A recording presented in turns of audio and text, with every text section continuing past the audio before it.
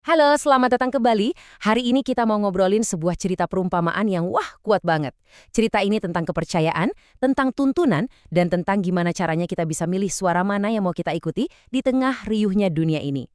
Coba deh kita mulai dari pertanyaan ini. Di tengah semua informasi, opini, dan tuntutan yang kita hadapi setiap hari, suara siapa sih yang benar-benar kita dengerin? Suara siapa yang kita izinkan buat jadi kompas hidup kita? Nah, sumber obrolan kita hari ini datangnya dari Injil Yohanes. Teks inilah yang jadi dasar dari cerita perumpamaan yang akan kita bedah sama-sama. Sebuah cerita yang kaya banget sama simbol-simbol tentang perlindungan dan juga bahaya. Oke, kita langsung masuk ke dagingnya nih. Di sini kita langsung disuguhkan kontras yang tajam banget antara dua tokoh utama, sang gembala dan si pencuri. Keduanya sama-sama mendekati kawanan domba, tapi niat dan tujuan mereka, beda 180 derajat. Coba bayangin deh, ada sebuah kandang domba. Ini kan tempat yang seharusnya aman ya. Nah, pintu gerbang itu satu-satunya jalan masuk yang benar.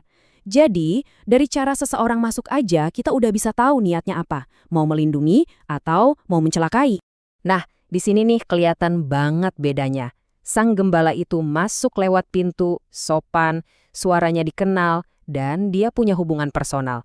Bahkan sampai manggil dombanya satu-satu pakai nama. Beda jauh sama si pencuri. Dia itu orang asing, manjat lewat jalan lain, dan tujuannya cuma satu: ngambil, ngerusak, dan ngancurin. Dan kutipan ini dia kuncinya. Semuanya tentang pengenalan. Ada ikatan kepercayaan yang dalam banget. Sampai-sampai domba-domba itu secara naluriah tahu mana suara yang nuntun ke tempat baik dan mana suara yang bawa bahaya. Mereka nggak pakai mikir panjang, mereka ainfah tahu. Oke, jadi ini bukan cuma soal menghindari bahaya aja loh. Sekarang kita geser fokusnya dari konflik tadi ke tujuan akhir dari sang gembala. Karena di balik perlindungan itu ada sebuah janji yang jauh lebih besar. Nah, ini dia. Ini inti misi sang gembala. Beda banget sama si pencuri yang datang buat ngambil. Dia datang supaya domba-dombanya itu bukan cuma sekedar bertahan hidup, tapi benar-benar hidup dalam kelimpahan. Ini pernyataan tujuan yang kuat banget. Terus, hidup dalam kelimpahan-limpahan itu artinya apa sih? Dalam konteks ini bukan soal materi atau kekayaan ya. Tapi ini soal kehidupan yang utuh, yang berkembang, yang punya tujuan, dan merasakan kepuasan sejati yang datang karena kita ngikutin tuntunan yang benar. Oke, ceritanya kan dari zaman dulu ya. Terus gimana caranya kita bisa nerapin ini di hidup kita yang serba sibuk sekarang? Nah, bagian renungan dari sumber kita ini ngasih jembatan yang keren banget antara cerita dan praktek sehari-hari. Semuanya berawal dari pertanyaan yang kelihatannya simpel. Ada seorang anak muda nanya ke romonya soal arti cinta. Dan jawaban dari romo ini, ngebuka pemahaman praktis tentang gimana cara ngenalin suara sang gembala lewat tindakan kita. Dan jawaban romonya ini kena banget.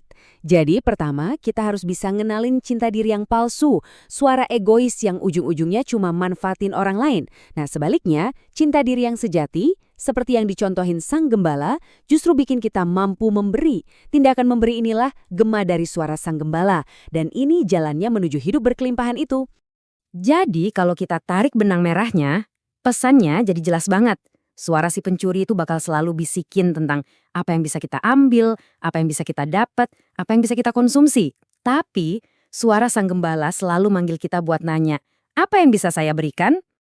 Jadi, apa nih yang bisa kita bawa pulang dari obrolan kita hari ini? Gimana caranya kita bisa lebih peka sama frekuensi yang benar di tengah begitu banyak suara yang lain?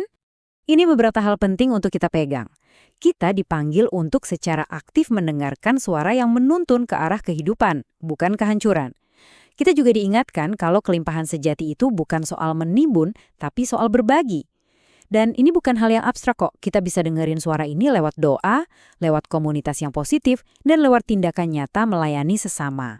Nah, sebelum kita selesai, saya mau tinggalkan satu pertanyaan ini untuk Anda renungkan.